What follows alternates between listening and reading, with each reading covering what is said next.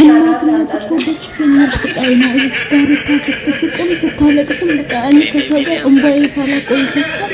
ስትስቅ ደግሞ መልሼ ስቃልና ወይኔ ጉዴ! ግን አብርሽ ችለተኛ በቃ የሆነ ክፋት አለበት አይደለም፣ በቃ ችላ የሚል ሰው ነው። እና እስኪ ፈረንጅንና አብርሽን ተመልከቱ። ፈረንጅ በጣም ተጨንቋል። በቃ ለሩታ ጭንቅ ብሎታል። አብርሽ ጭራሽ የእሷን አጥሚት ይጠጣል ልክ እንደ እርጉዝ ሰው።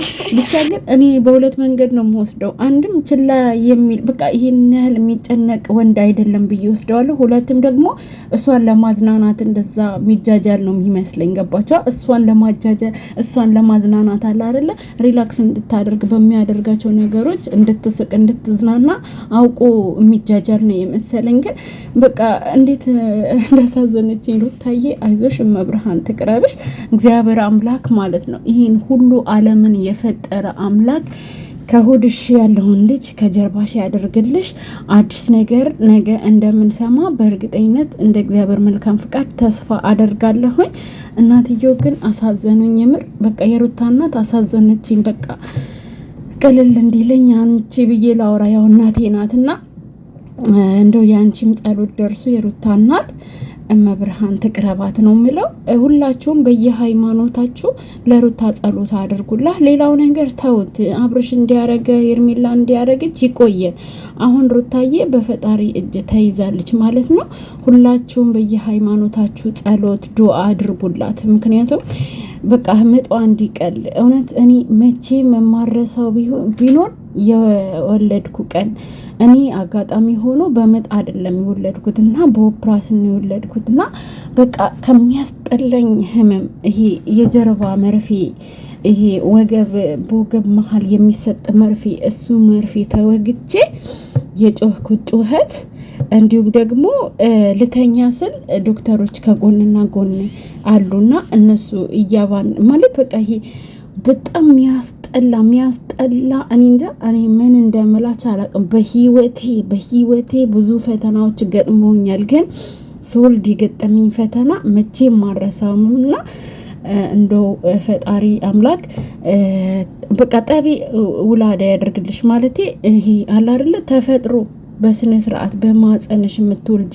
ያደርግሽ። ኦፕራሽን የሚባል ነገር በፍጹም እንዳትደረጊ። በቃ እኔ ይሄን ነው ማለት የምፈልገው። ለዚህም ነው ማብዳው። ምክንያቱም ኦፕራሽን ከተደረጉ በጣም ጎንዮሽ ጉዳት አለው ማለት ነው። ቤተሰብ በጣም ነው የሚያስጠላው። በጣም በቃ ይደብራል። ቤተሰብ የምሬድ ነው የምላችሁና አብርሽ ግን እንደዚህ የምታሳብደኝ አንተ ነህ እና መጀመሪያ በቪዲዮ ነበር የሰራሁት፣ ግን የልጅ ጫጫታ ስለነበረ በድምጽ ነው የገባውላችሁ። አብርሽ ያደረገው ነገር እየተናገርኩ ነው እንዲምቅበጠበጠው ማለት ነው። አናዱኝ ስለነበረ ነው። ለምን በቃ እዚች ጋር ምንም ለሷ ተጨንቆ ምናምን አላየሁትም እና ይሄ በእርግጥ በክፋትም በሌላ መንገድ በሁለት መንገድ ነው የሚወሰደው። ግን ይመች ብቻ እግዚአብሔር አምላክ በሰላም ሩታን ይገላገልን። ሌላ ነገር ምንም የምለው ነገር የለም። ነገም ተነጎዳም እንወቅሳለን። አሁን ያለው ነገር ምንድነው የሚያስጨንቀን? ሩታዬ ምጥ መምጣቱ ነው። ሁላችሁም ጸሎት አድርጉላት። በቃ እኔ እርጉዝ ሁሉ ማለት ነው በፍጹም በኦፕራሽን እንዲወልድ አልመክርም አልፈቅድም። ለምን መሰላችሁ? በጣም ሪስክ አለው። እኔ ኦፕራሽን ከተደረግኩ በኋላ ራሱ በጣም ነበር የሚያመኝ። አስታውሳለሁ ቤተሰቤ ጋር ሆኜ የሆነ ቀን የሞት ደብዳቤ በቃ የሆነ ሞትን ያየሁትን ይመሰለኝ። ይህ ስፌቱ የተላቀቀ ነው ይመሰለኝ እና ቀኑን ስስቅ ውዬ ሳቅም አይመከርም፣ ለቅሶ ማልቀስም አይመከርም እና የሆነ ቀኑን ስስቅ ዋልኩኝ። ከዛ ማምሻውን ደግሞ አለቀስኩኝ። ከዛ ማታ ልክ 6 ሰዓት ዝናብ እየዘነበ ነው። በቃ ቁስሌ ተቃጠልኩኝ ማለት ነው። እንግዲህ ብድግ ብዬ እንትን ማለት አልችልም። እኔ በዚህ ለ10 ቀን በሰው ነበር ወስደው ሽንት ቤት የሚወስዱኝ፣ ምግብ የሚያበሉኝ። ጡቴን ራሱን ለልጄ 10 ቀን በሙሉ አላጠባዋትም።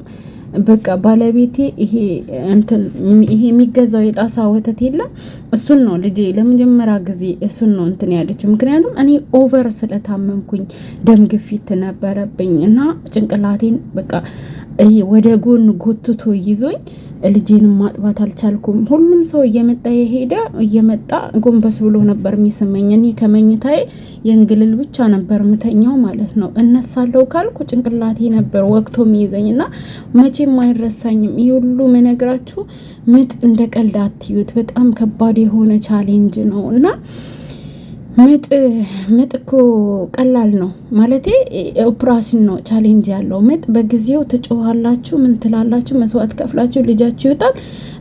ምጡን ረስታችሁ ልጁን ነው የምታነሱት። ኦፕራሽን ግን ኢቨን እስካሁን በቃ አለ አይደለ እስካሁን ድረስ የማረሳው ህመም ቢኖር የኦፕራሽን ህመም ነው እና እኔ እንጃ አብርሽ ለዚህ ልጅ ምንም አይነት እንክብካቤም ሳታደርግላት እቺ ልጅ በነገር ብቻ ከርማ ተጎታለች ማለት ነው። ብቻ እኔ አሁን ምንም ብዬ አልዋቀስም፣ ምንም ነገር አልልም። እመብርሃን ትቅረብሽ ነው የምለው። ሁላችሁም በየሃይማኖታችሁ ጸሎት አድርጉላት ማለት እፈልጋለሁ። ሩታዬ አይዞሽ በርቺ። ሌላ ውሳኔዎችን አትወስኝ። ኦፕራሽን ከተባልሽ በፍጹም በያቸው ማለት በቃ ልጅሽ ኖርማል ከሆነ አምጠሽ የምትወልጅበት ያህል አቅም ካለሽ እንዳትወስኝ ኦፕራሽን እሺ።